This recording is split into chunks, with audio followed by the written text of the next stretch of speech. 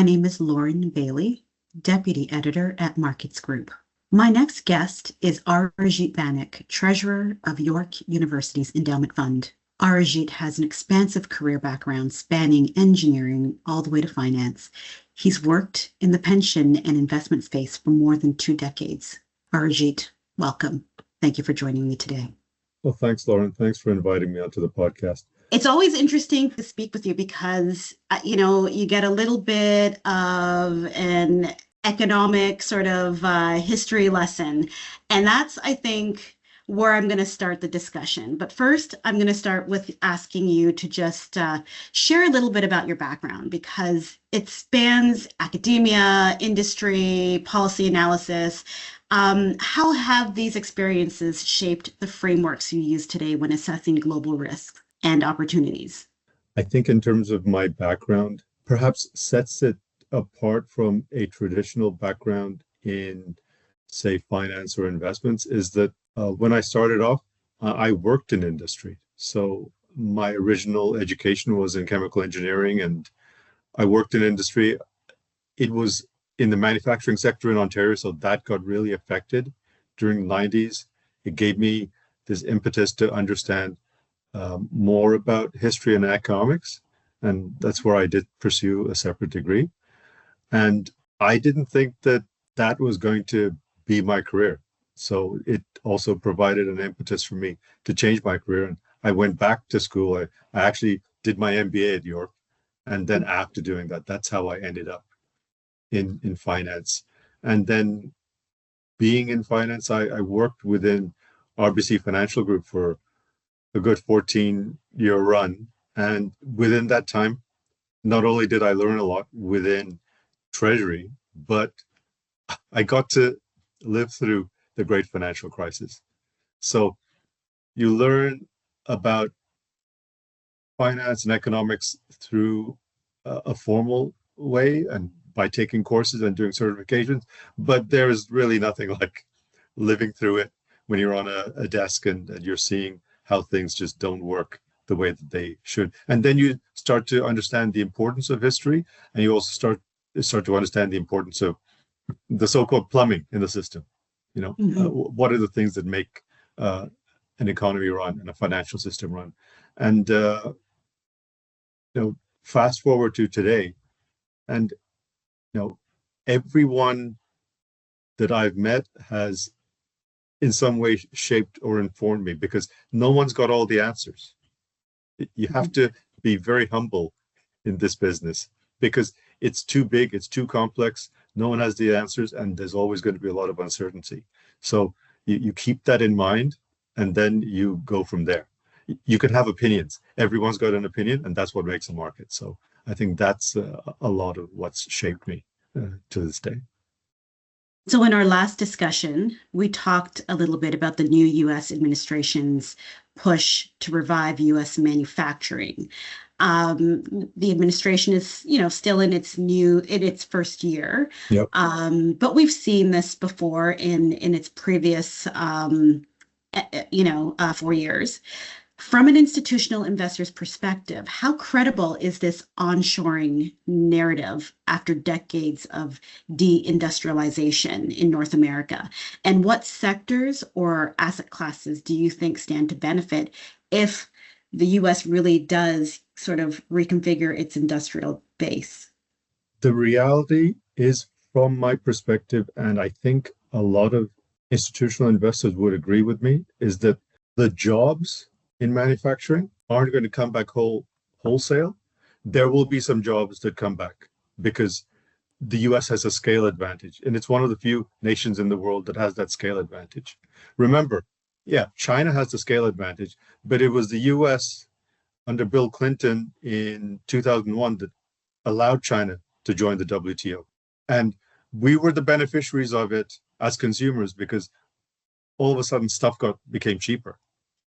That's why Walmart's been such a successful place. So China created a lot of cheap stuff. But in terms of having those jobs come back from China to the US, it's not going to happen. For one thing, the productivity is not going to be there. For another thing, American workers are used to American wages. They're not going to be working at those levels. So what may happen, and is very likely to happen to a certain extent, is some advanced manufacturing can come back to the US. And because the US has the scale, advanced manufacturing essentially entails that there's going to be a lot of robotics. So those factories are not going to be just for your blue collar workers. They're going to be for people who have an education, run things with lots of robots. Japan already does that. They have a lot of advanced manufacturing in their base. I think a knock-on effect of this is that this just created chaos in the whole global system, financially and monetarily, and in terms of economic agreements. And it's going to create some level of inflation. And I think that that's going to be good for things like commodities. But, that's a separate area that institutional investors can look at. Do you think that this focus on AI right now is just one way to sort of push that robotics manufacturing and to sort of kickstart in that area? Well, nobody knows how AI is exactly going to play out, but logically, you'd think that robotics would be one way in which it can provide productivity, but it's never going to be completely linear. There are going to be areas where it will just completely blow and fizzle out. And I'm sure that there are going to be other areas where it will change our lives forever. But we've seen this before. We've seen this before with any sort of bubble, and it's in the DNA of a market economy and capitalism that you're going to have bubbles, but from those bubbles, you'll have new areas that come up. Some things are going to crash, but other areas are going to pop up.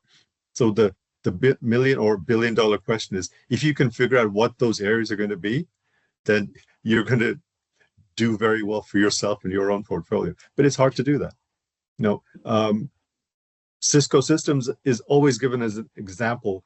From the late 1990s, everyone said, buy the backbone of the internet.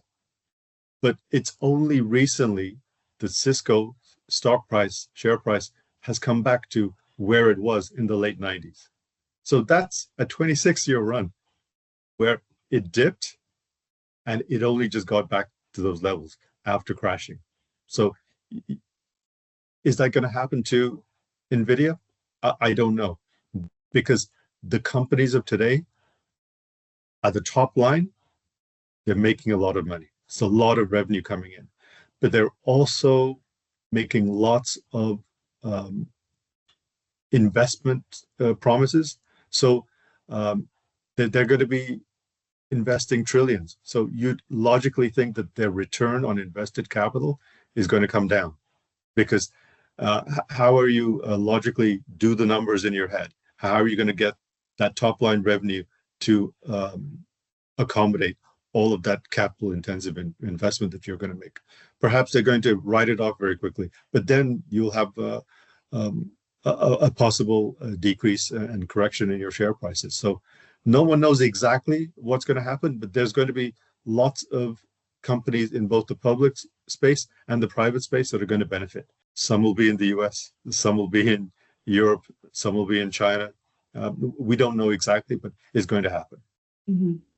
You've emphasized the importance of history, here and in other discussions, and understanding its link and its evolution into the global economy that we have today. And you've talked to me specifically about the Bretton Woods system. Which elements of that do you think still constrain policy choices in ways that investors should pay close attention to? Well, history doesn't repeat itself, as the saying goes, but it does rhyme. So Bretton Woods was brought about as a consequence of the global financial system really being in a bit of a mess after World War II. So the US at that time, under their Treasury Secretary Morgenthau and Harry Dexter White, and it was Dexter White in particular, who wanted to ensure that the US was going to be the center of that system. And to this day, it remains the center of the global financial system. He did not want the Brits, who were a declining power, to remain the reserve currency with the British pound. He wanted to ensure that it was going to be the US dollar. So that's why post Bretton Woods, from 1944 until 1971, we had gold at $35 pegged to the US dollar. Um, Bretton Woods worked in a world where uh, there was stability in exchange rates and there was balanced trade. However, that could not continue happening because in the 1960s, the US had the Vietnam War. There was the Cold War going on, and the US had the Great Society under, I think it was Johnson. So social programs created a strain on the budget. And people understood outside the US that um, that convertibility was not going to happen. Uh, because in those days, you could, in theory, exchange your dollars for gold. But they knew that that was not going to happen. They did not know when it was going to break. That's when it broke under Nixon in 1971, where the so-called Nixon shock ensured the collapse of Bretton Woods.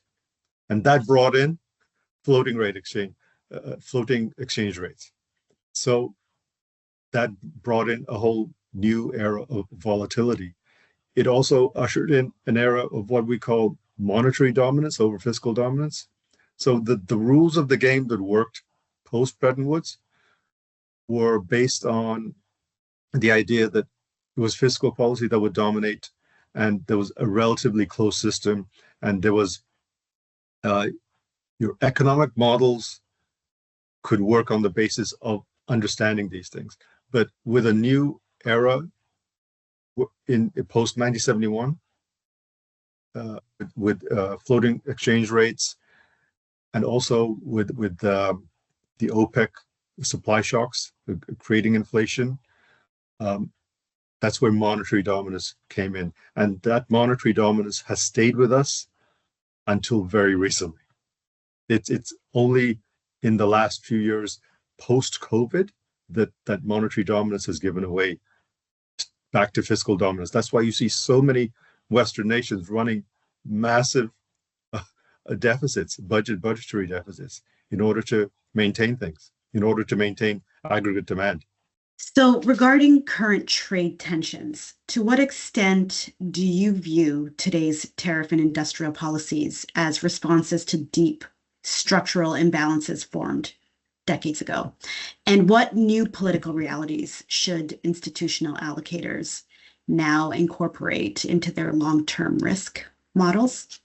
Well, so Lauren, I like anyone, I feel for those that have been displaced and that um, feel that there is no hope in terms of getting work, but to lay everything on the door of foreign nations, which is the narrative under this current administration, is simply incorrect. The U.S. all through post Bretton Woods and forward, they have been the architects, every single thing. So the Bretton Woods agreement was done based on what the U.S. wanted. The breaking of it, the Nixon shock, was done based on what the U.S. wanted. The U.S. wanted their currency devalued and currencies like the yen to appreciate. So they did that with the Plaza Accord in 1985, where they got together with Germany and Japan and other major countries to ensure that US dollars would be devalued so that there'd be greater demand for US goods. NAFTA and trade liberalization in the 90s and general agreement on tariffs and trade, that was done based on US liberalization ideas out of Washington. That was that kind of Washington consensus. The US brought China into the WTO. The US was the center of things when the global financial crisis happened. It emanated from the US, but they were also the architects of saying, these are the solutions, we're going to add liquidity. So, to say that it's only US workers that have been hard done by, it's actually the US that has orchestrated the system all the way through. So I'm not blaming them, but the narrative is that blame all the foreigners for taking US jobs. That's simply incorrect. And those jobs, wholesale, are not going to come back. Some will come back. So it is going to be a real existential threat to manufacturing in Canada because we don't have the scale here. So there are certain things where manufacturing will be done in the US. But then Canada has to leverage its own resources and the things that it has that the US doesn't have in order to play its card and just be patient. So there is the narrative that everything is going to be better through tariffs. It won't be better through tariffs. After World War One, after the Great War, there was chaos in the financial system again, and tariffs were put in within a certain period, and it just created a global slowdown that was a kind of a precursor to the Great Depression. So it's not the answer long term, but they believe it's the answer. So if you believe in something, you're going to carry it all the way through. But it's not going to balance their books because the U.S. has the reserve currency, and by definition, there's an expectation that they would be the consumer of last resort. So there's always going to be a demand for U.S. dollars. So it's going to be very difficult for them to pull this off. We don't live in a world where there's mercantilism, where all trade around the world is balanced and you exchange everything. Do you think the current Canadian government this ha has the plan that's necessary to sort of tap into those, resources that can sort of offset the loss of the coming loss of manufacturing? Canada has, in my opinion, Canada has everything it needs to succeed, but it has to have the will. Uh, Other countries would, um, as the saying goes, they would kill to have what Canada has. So there's an understanding that we will need lots and lots of power in the future, not only now but in the future. Because if you want it for AI, that's one thing, but you also want it for electrification. If you want to have less reliance on fossil fuels, so that's one source of power would be the electrical sector. There's only one way to do that because you can't build hydroelectricity everywhere. The wind doesn't blow everywhere. The sun doesn't shine everywhere. So it's not going to come from wind and solar power. So nuclear power has great energy density, and Canada has a lot of uranium, one of the largest reserves in the world. Canada has a lot of potash. Canada has rare earth minerals, which aren't rare, but the thing is, China's the only place that wants to process them because it's a tough thing to do. Canada has 20% of the world's fresh water. It has all these things that other countries would kill to have. And I haven't even mentioned oil and gas. Canada has that too, but it has to decide what its priority is. If it wants to play those cards, it'll be okay.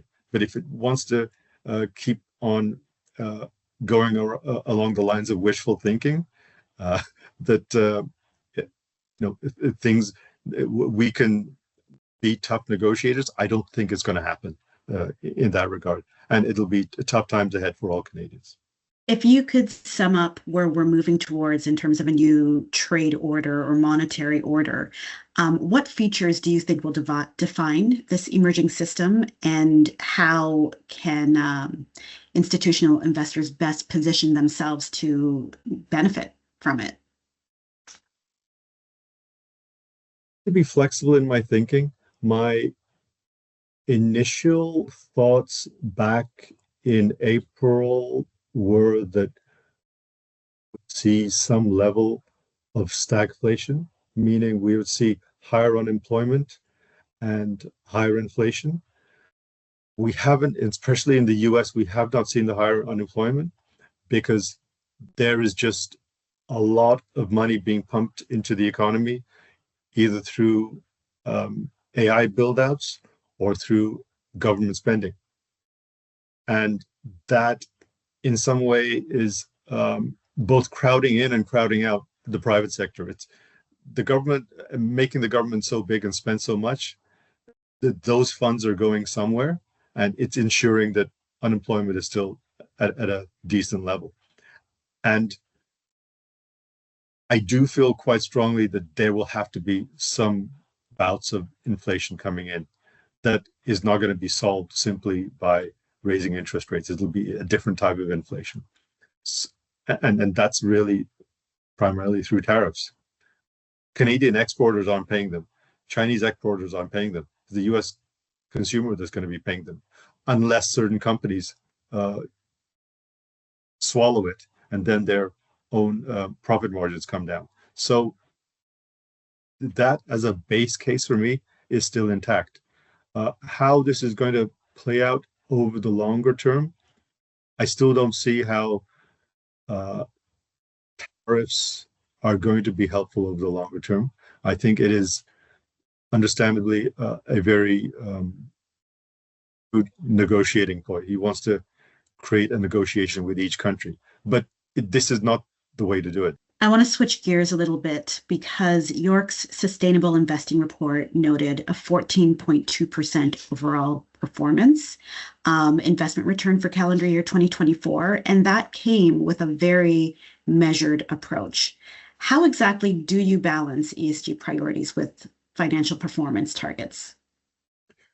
Well, in terms of the ESG priorities, we do communicate with our investment managers, and everything is managed externally. So we do communicate with them that we have the expectation that they take into account not only the financial materiality of the companies that they invest in, but at a bare minimum, take a look at what those companies are doing from an environmental aspect and what their knock-on effects for society are. Because we don't want companies that are going to be that are going to have the headline risk of polluting or have the headline risk of being involved in child labor or things like that. So that's how we manage it. We this is our stewardship, and it isn't a case of where we're doing the proxy voting and we're making decisions and we're doing the campaigns to these companies, letter writing campaigns. We're not. We expect the investment managers to do that. If we're not satisfied with that, then that's always a means to look elsewhere at another manager. But we understand that different managers have different mandates, different investing styles, and they're looking after different kinds of assets. Some may be uh, on the equity side, and we put more pressure on them. We put less pressure on fixed income managers because it's harder to integrate those things in fixed income, because any fixed income portfolio will typically have hundreds, if not thousands, of positions. But many could be in the same company, but it's just more difficult to manage. Whereas our equity managers have, by and large, concentrated portfolios. On the private side, we ask our managers to give us examples as to how they've integrated these things. And with those examples, it can also become a teaching point. We can tell our community, our stakeholders, these are the things that certain managers are doing to ensure that ESG is integrated. So looking back at the past few years of uncertainty, we've got new trends. ESG sustainability certainly is one big, massive step forward that we've had in terms of funds and endowments such as yours just implementing ESG. But when you look back over uncertainty and the changing environment, what have you learned about managing an endowment through these stress periods? And how has that shaped the way you think about risk, liquidity, manager selection today? But the best takeaway that I can give you is that it's to always be thinking ahead as much as possible. Understand that there are going to be uncomfortable times where the returns are not what you want, but then keep in mind that you have to diversify your portfolios, and you do that in a patient, measured manner. And then you eventually get closer to where you want to be. In terms of investing, there's this idea that you want your portfolio to be as efficient as possible and close to the efficient frontier. But the reality is that in our world, the efficient frontier is always moving. So since that's moving, you always have to stay on top of things and always have to bear in mind that you're investing for the long term. For an endowment, especially, in theory, you're investing in perpetuity, forever. So you want to always keep that in mind, and you always want to be tweaking your portfolio to improve. In a way, you're implementing continuous improvement on the portfolio. If something, nobody bats 1,000. If something goes wrong in the portfolio, then you can take stock of it and then understand what went wrong and what can you do in the future. But it's always a case of continuous improvement and being mindful that you really are investing for the long term and that you're a fiduciary and you don't want to get caught up in all of the latest trends and always just be chasing the latest shiny object. Do you still feel that cash right now is key? Liquidity right now is the number one, focus. Uh, we're gradually drawing down our cash, but that's because we're finding the right things to invest in that are going to make our portfolio hopefully more robust and more resilient in the future.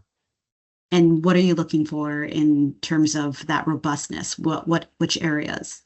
Well, we've been looking specifically at diversifying our fixed income, and we're going to be making some decisions in that regard very soon.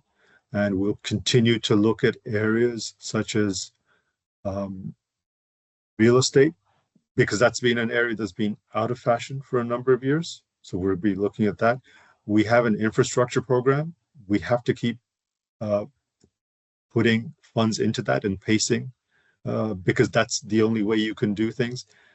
And we're going to be doing the same for our private equity portfolio. We're going to be diversifying via vintage year because you don't know which particular year is going to be the best. You just got to be patient, think for the long term, understand that if you're doing something in private equity, that's 10-year lockup. You're not getting that back.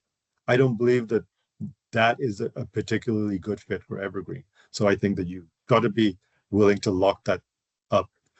So keep it diversified and keep it focused on the long term.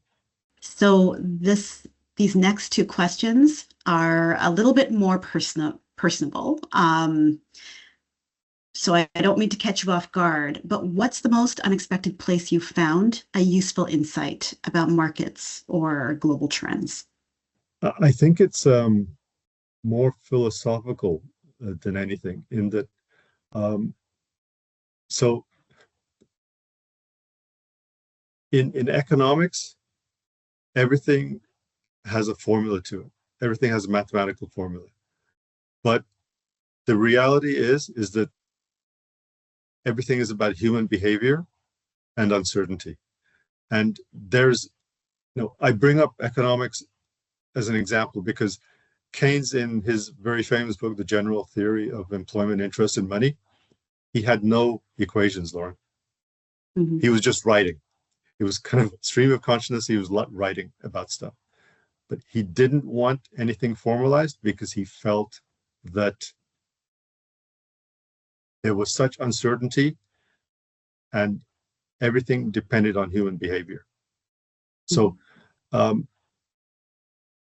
we always have to remember that we can try to formalize with lots of fancy math what's going on in the markets and have expectations in terms of returns, but it comes down to the behavior of humans and what they think is going to be the next big thing. And that is human nature. And that has really nothing that you'll not find anything in a finance book on that. It's what comes out of people's heads. That's great. My final question might put you on the spot a little bit, but what's something you've been reading or listening to lately that's really shaped or redefined your thinking? I think that it's nothing in particular that I've read recently. Is just the idea that you're doing everything under uncertainty and you don't have all of the answers. So just be very humble and be willing to listen to others and challenge your own thoughts. Mhm. That's when I attend conferences like the ones you run, that's really the greatest insight I have. There are lots of people who are very, very smart there, but nobody's got all the answers. And it's always very helpful to check your own biases at the door and understand where somebody else is coming from. Thank you so much, Arjit. It was a pleasure as always. I will talk to you soon, and I will definitely be looking out for your social media insights because, you are very active on it, and you always send great bits of information and perspectives.